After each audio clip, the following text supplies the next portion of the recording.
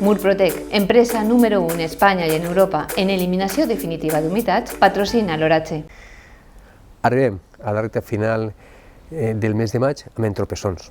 El trànsit entre el maig i el juny el farem amb més núvols, amb temperatures més baixes, amb algunes precipitacions, però per davant tenim 2 dies de sol i de calor. Venim d'uns dies de més núvols, de temperatures no tan altes, però avui ja apretarà el sol, ja apretarà la calor. Tindrem temperatures que perfectament podran superar o arribar als 34-35 graus a les zones més interiors de València. A les comarques més centrals, 30-32 graus. En conjunt, temperatures que recorden que l'estiu està ben proper. Demà, temperatures encara més altes, temperatures que podran superar els 35 graus a Planut i el Requena, a la zona de la vall de Cofrents a Llora, tocar els 33-34 graus a les comarques més centrals de València i apropar-se als 30 graus en punts de la costa. Un dia amb pocs núvols al cel, tot i que a última hora del dia esperem canvis. De nord cap al sud.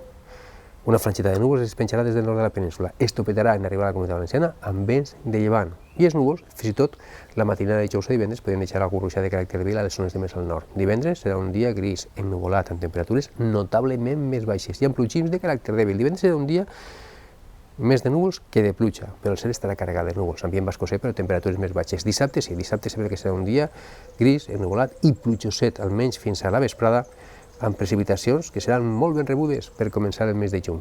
I si estan fent plans per al cap de setmana, millor que ho deixin per diumenge, perquè diumenge, tot i que començarem el dia amb alguns núvols, ja no esperem precipitacions i a partir de migdia s'imposa el sol.